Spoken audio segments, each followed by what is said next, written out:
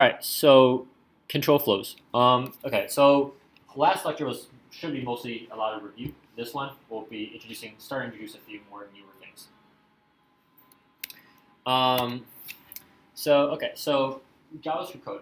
When we write code, obviously we write it, then we run it, right? Like the code itself isn't changing. We're not like changing the code on the fly or anything, right? It executes in very sequential order. If I give you a sheet of code, you should be able to look at it and tell me, okay, this is going to run first, then this, right? The way that Lewis did it earlier is like, okay, my code starts on line 55. We start running the naked generator, which then takes me to line 1, which then starts running these, right? So when I look at JavaScript, it's static code, and it says that like everything is fixed, and there's a very set order in which things are going to go. Go-to is just something that it actually runs code in the same way that Lewis kind of articulated earlier, which is if I have a bunch of code I need to write, I'm just going to do this, and then if I get here, it's going to say, hey, go to line this, and then that's going to run, and it say, go to line this, and then it's run line and say, go to line this.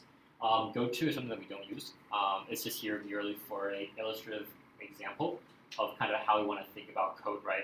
When we run it, that like, no, this is kind of painful. This at every single stage, we need to kind of go and tell it exactly where to go, right, by line number. Instead, in JavaScript, we use something called structured programming, right? Which is, hey, there's a certain order to these things. There are certain ground rules that we follow, and because of that, it actually lets us to not have to do this and not have to explicitly tell you which line goes to. But rather, what we do is we have things like loops, we have things like functions, we have things like variable names that when we call them, it actually looks through the code, and the code will know, oh, this means I should be looking up here, or this means I should do this 6 times, right? Basically, it's a much cleaner and much easier way for us to write code that's both easy to read and also highly functional. So all of this is to say that like these for loops and this setup is much better than the previous version of go-tos. And in this case, for loops, something that hopefully everyone here is somewhat familiar with. This also lets us to keep our code very clean now, right? Because if I want to do something 6 times, I don't need to write it 6 different times. I write it once and I say, hey, do it 6 times. And JavaScript is smart enough to know like, okay, oh, you want me to start with index at 0, as long as I is less than 15 or less than or equal to 15, I'll run this code, I'll increment I, I'll check to see if it's less than or equal to 15. If not, I'll run it again and again and again and again, right? This for loop lets us run the same code 15 times, or actually no, 16 times. 16 times without having to write the same code 16 times. So what is a loop then? At a high level, a loop is something that just says, hey, if this condition is met, do this. Or in some ways, if this condition is not met, do this, right? And that's why, as you can tell from those two possible, the 2 possible outcomes of a loop is either do it or I don't, right? And so what do we call something with 2 possible values? No. A Boolean, right? A Boolean has true or false, right? It either does or I don't, which is why earlier we were talking about how in the if statement, right, the things between the parentheses, that gets coerced into a Boolean. Because JavaScript doesn't really care what it is, right? JavaScript, at the end of the day, I need to know, am I doing this or am I not? Only 2 possible options, right? And so that's the condition. Is the condition being met or not? Yes or no? And then we have the body of the code. And then we have the body of the code that actually runs, right? The code is going to run, and then in this case of a loop, we're going to say, okay, great, let's check the condition again. Is it true? Is it not? Am I doing this again? Am I not? Right? And so that also means that this second bullet is super important. The block of code that you're running here, this must get us to a condition or to a situation in which at some point this loop's going to finish, right? So in a for loop, that condition is, hey, I start my counter at 0, and I want to stop when I get to 15, right? After every loop, what do I do? I'm sorry? Right. Well, I increment my counter by 1, right, in this case. So let's go here, right? I start at 0. After every loop finishes, I increment it by 1, right? So then counter goes 1, 2, 3, 4. And I stop when I get to 15. So this just means that every single time this code is running, I'm getting slightly closer to finishing out or not running this loop, right? On the other hand, if I create a loop in which never finishes, then it's going to eat up all my computer's memory. We're going to run it nonstop. Nowadays, it's not as big of a concern because computers are smarter. It's like, okay, I ran this thing 500,000 times in like 2 seconds. I think you meant to stop it, or this was an error on your part, right?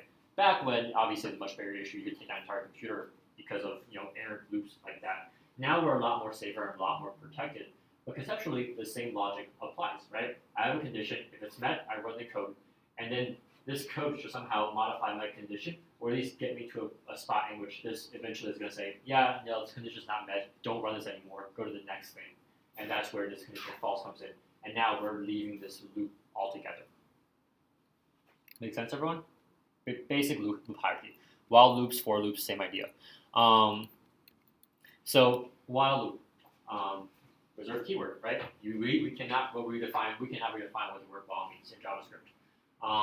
While loop is a little bit more of I guess we'll say indefinite than a for loop. Usually a for loop says I want to run this X number of times, and you kind of know what X is.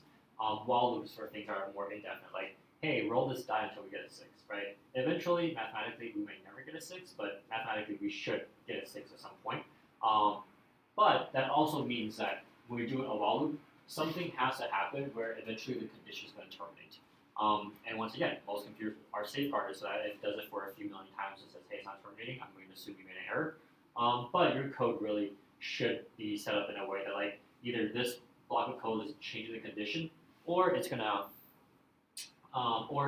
do something that eventually gets this to finish up. So once again, this is a while loop. It's a little bit more indefinite than a for loop. While loops we actually don't see as common in the wild for this very reason, is that usually people use a for loop because you want to put your own safeguards in place, and you also most things that you write with a for loop most things you write with a while loop can be rewritten as a for loop to make it more clear, to make it more safe. But while loops definitely have their uses in some cases too, especially when you're dealing with things like random numbers, where you really just don't know. Okay, and this one is a while loop example. Pretty straightforward, right? Basically we just care about this number, right? So we're saying it's while number is less than or equal to 4, log out the number, add 1 to it, right? And we initialize it at number equals 1. So when it's 1, we log it out. When it's 2, we log it out. When it's 3, 4, we log it out. And eventually it's going to get to 5, and we're saying, is 5 less than or equal to 4? No, it's false. We're done. So at that point, we're done with the loop, and we move on to line 7 in this code. Okay.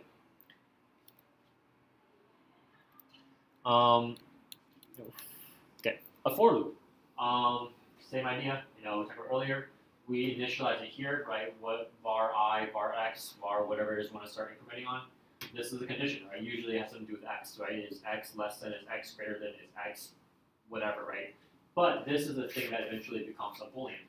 This has to either be true or false. If it's true, this body runs. If this is false, the body does not run. And then update. Update is what changes this starting point, right? When we do a for loop, when we start with index at 0, and then index at 0, and then we increment by 1, we're saying, hey, move the index up 1 every time, and eventually that index should hit some kind of limit, right? Until it does, we'll keep repeating this code, but until it does, we'll just keep running it. So therefore, it lets us kind of write code several cycles, right, without having to copy and paste each line sequentially. This is good, right? This is pretty solidly reviewed for everyone. Everyone's familiar with the while loop and the for loop. Good. Right. And then semicolons. It's tricky. And then, yeah, same thing here as a while loop, right? And so this is what I mean when I say that most while loops can be rewritten as for loops. So I guess that means the converse is also true. But obviously, for loops in some ways are a little bit more defined, a little bit more strict in what's happening here. Cool. And then DRY, you'll hear this a lot. Keep your code dry, right? Don't repeat yourself. Usually, and you saw it earlier when I was kind of rewriting part of Dennis and Lewis's work, which is like, hey, look, how do we kind of write not as little code as possible to the point where it's to the detriment of people reading it, but how do we organize our code in a way that's very straightforward? And we're not doing the same work over and over and over again. variables are really a great example kind of in JavaScript. Like when we think about like storing a value here so we can reuse it later on, that's exactly what it is, right? It's a way to kind of keep the things dry, right? To say, hey, let's put it in a variable so that we can reuse it somewhere else later. And once again, this is more of an art than a skill. There's no limit on how dry your code should be in terms of like how many things you ascribe to variables, how many things you do or don't repeat. But usually, the rule of thumb is keeping your code as simple as possible or as easy to read as possible is a good rule of thumb. So earlier here, we were printing out every number, incrementing by 5, and that's perfectly valid JavaScript. We'll do that. It will give us every number from 5 to 50. But when we do it with a for loop or with a while loop, same idea. We just tell it to loop it, 5 times, or sorry, to loop it 10 times, and we get the same exact output too.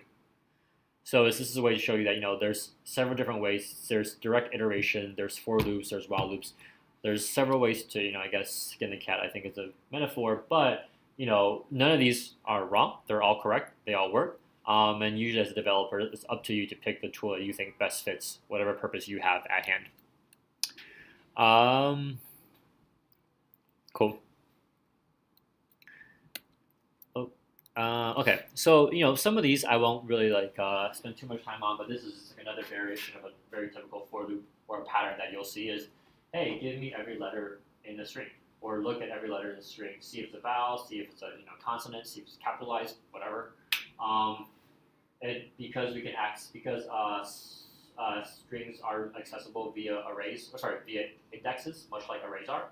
What we can do is you start at index 0, just work our way down and say, hey, as long as your index is less than a length, tell me what letter that is, right? And we'll increment it by 1. So we start at the first letter. We say, are you less than the length of the string? Yep. Great. Let's console log out your letter. In this case, your cheeseburger is going to be C. And then after that, we increment the index by 1. Is 1 less than the length of the array? The answer is yes. Great. Let's keep this over and over and over again until we get to the very last space in which, in this case, cheeseburger is what, 6, 12, 13. So this is 13 letters long, right? So when we get to R, it will be I will be equal to 12. Index 12 is 12 less than 13? Nope. Da da da. And then after we print the R, index would now be 13. And the question is 13 less than 13? No. Cool. Then we're done. Right? We're done with our for loop. And so another very common pattern for us to log out every letter in the array. Yeah, and then just and this one, I don't necessarily like this one as much, but just know that when we create this var I equals 0, I, for the most part, use it only to increment or decrement or loop through the array. But I is also a variable in itself, right? We say var I equals. So here you can also just do sum plus equal I. This is just to show you that I is a very valid variable that you can also use within the body. It's not purely meant to be used within the loop, although practically speaking, it's probably a safer thing to do. But just know that that's also a variable as well. Okay. So last part on loops. 3 keywords: break, continue, and return. If I'm looping, and then I think this side is pretty self-explanatory, but if I'm looping through something, let's go with continue first. Actually, continue means, hey, finish up this iteration, and then go to the next iteration, right? If I'm printing out every letter in cheeseburger, except I don't want to print out the 4th character, when the index 3, then I can just say continue, as in don't print out this letter, but print out the rest of the word too, right? It basically allows you to kind of painlessly skip, one iteration of the loop. Okay. Break, on the other hand, ends the entire loop. If I have that at index 3 or at the beginning of printing out the 3rd or the 4th letter, what that does is tells us, hey, by the way, don't print out this letter and don't print out any other letter after that either. We're done with the loop. Just get out of that loop. Louis? Sorry. What does continue use to determine what the current iteration of the loop is? How does it determine what it does and doesn't skip? It just skips this current iteration of the loop, right? So if I but how does it know what's part of the loop and what's not? Okay, so let's just do it here. So for var I equals 0, I is less than str.length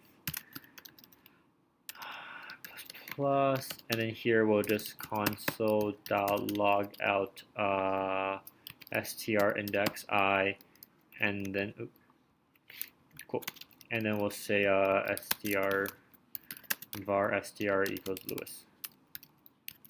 Okay, so I run this, it prints out your name, right? And the question here is if I is equals, let's say we want to skip the third letter of your name, right? We don't like the U. So if I equals to 2, we can do something. We can either do continue, break, or return. Okay, probably can do all 3 at once. If continue, so if we do continue, what that means is it will do L, okay, right? It will do for the index 0, it will be L. If it doesn't matter, we can index 2, right? We print out L, print out U. Oh, well, U is the third letter. We don't want that, so we'll just continue. And then we won't run anything else after this loop. But we're gonna reach the end. We reach the end of line 9. Like, okay, great. Let's go to the next iteration of our for. Got it. So if you want to print all the letters twice, you put console.log above continue. The first console.log would trigger, but the second would not if condition were met. Yep, exactly. So let's just put So continue actually skips everything below it. yes. Okay. Well, yeah, it skips everything that would execute after it. Because in JavaScript, like just because something is on top of one another doesn't necessarily mean they run it in that exact order, depending on how they're called. So if there is like a let's say like a very clear run lines this then this, everything after the continue will not be run, but the next iteration of the function will still continue. However, now if we want to do something like this where we get rid of continue, we say break. Now we actually leave the loop altogether, right? Not only does U not get printed, the I does not get printed, and the S does not get printed either. And then lastly, return is just like the kind of like the granddaddy of returning things. Like that executes well. Okay, this is more of a REPL thing than anything else. But return will actually not only end the loop, so it's break, but it will also end the function that the loop is in. The reason we're getting a syntax error right here is just because there's no quote unquote function calling this right now. But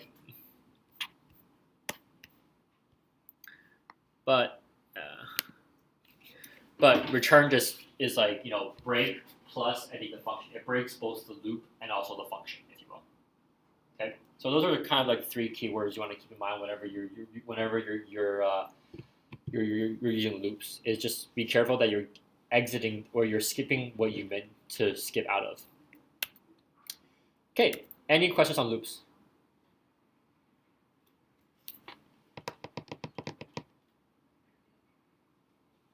Break and return, does it do the same thing that return a value?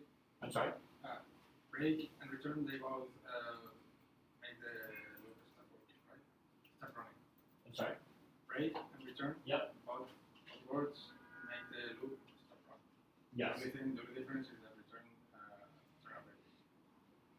Return returns a value, but return also exits out of the function that the loop is in. Break doesn't. Break does not do that. So here's how that would look in okay, so let me write a function then. Function David, I don't take anything. Okay, cool. Everything's properly indented. Okay, cool. All right, so this is a function, right? When I call David, right now this happens, right? When I do continue, we skip the U, right? Because we skipped the third letter here on his line. If I do break, how should I do this? Actually, let's add one more console log here outside the for loop, but still in the function that says, hey, finished printing the name. Okay? So if I run it with nothing, it's going to print out all 5 letters, and then it's going to say, I'm done printing the name. If I add a continue here, then it will skip the third letter, but it will still print out the rest of the letters and say, I'm done printing your name. if I do a break, it will only print the first 2 letters, right? But it will still print out everything else. It will finish it will skip the rest of this for loop, and then go to line 13, and it says I'm done printing your name. And then lastly, if I do a return, then it's gonna exit out of the loop. So it'll print the first 2 letters. It will exit the loop, but it will also exit the function altogether, and so we never print out this last console log. Okay, so it does return something, yes, but the more important thing I would argue is like the fact that you're exiting the function that's calling the loop in the first place. Yeah, Lewis? Yes. So will return exit you out of every single function above, or only the current function? And a return will only exit you out of the current function scope that it's part of. Got it. And what about break? Same thing. So if you have a loop within a loop for whatever reason. Yeah, it will always do breaks. So now we're kind of going back to the scope conversation. Every single one of these things are limited to the scope that it's in, right? So it's like you can't like return something from like 20 different functions that's the nesting away, right? It's like this break is tied to this loop. This return is tied to this function, right? So when you break or when you return, you're breaking out of the loop or the scope that particular keyword is tied to at that moment.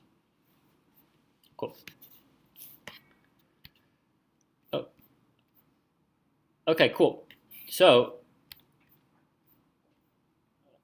oh no, what happened?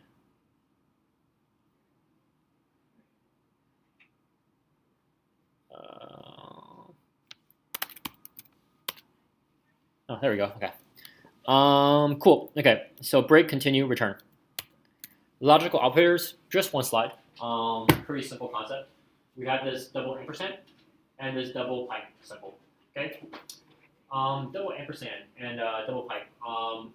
What this does is this basically assumes that you're trying to check to see if certain conditions are being met, right?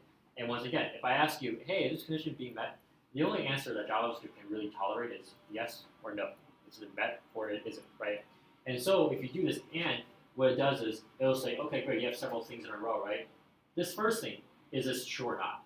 If it's true, then I'll check the second thing.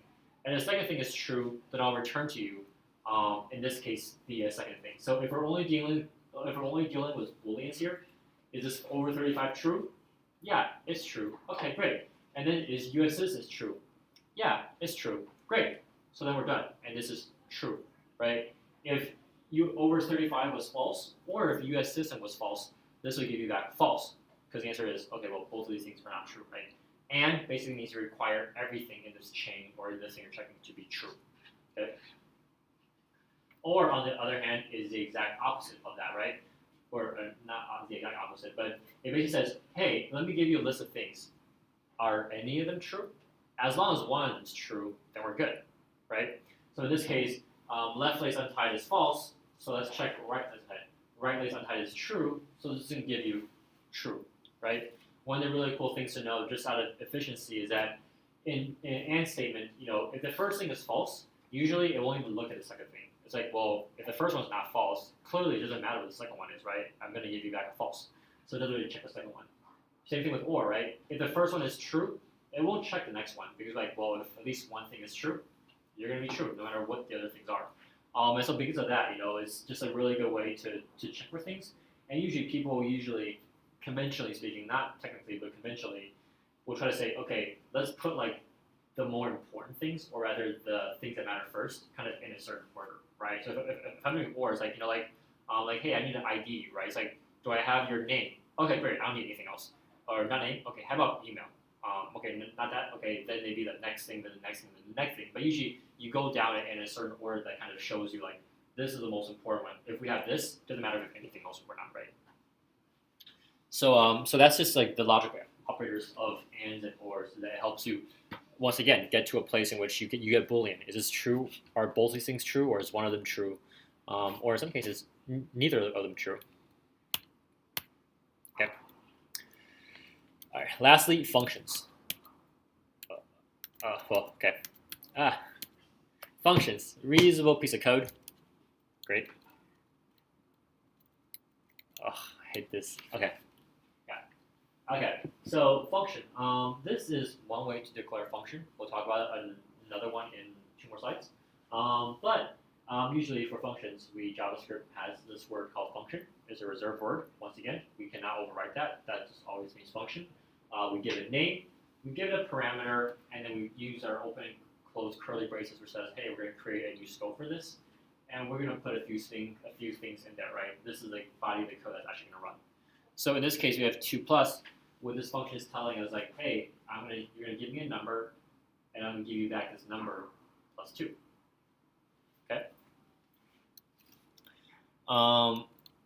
Using a function. Yeah. So 2 lowercase, for example, right? Writing the name of the function does nothing. It tells you if it's there or not, if it exists, right? The only thing that will ever run a function in JavaScript ever is when you have this open parentheses and close parentheses. That's called invocation. It's how you invoke, it's how you run a function, okay? Writing the name of a function, and I'm sure you're all going to encounter bugs at some point in your careers. Writing a name of a function does nothing. Only by putting the open and closed parentheses after it are you actually running that function. Otherwise, you're just acknowledging that it's there. Okay? And it will execute this code. Yeah, and then within the parentheses, if the function is expecting a number or a number of things, like it needs a string plus something else plus something else, you put it into the parentheses in the right order, which does matter. And that's how you call a function, by passing it different things. So earlier I talked about creating a function, right? The one on the left is the one we just saw. The one on the right is also equally valid. Is also an equally valid way to create a function. Except the difference now is we have this thing called var2 plus, and we assign it the a value of the function. So why do we have both, or rather, is there a difference in both? For us right now at this level, and for the rest of this week, the truth is probably not that much. Once again, we talk about scope. We'll also talk about why maybe. I mean, the only difference to JavaScript in terms of how you define these functions is when JavaScript scans through JavaScript code, it doesn't look at everything in sequential order, right? It says, okay, these things are important. Let me look at this first, then let me look at this, then let me look at this, then let me run this, right?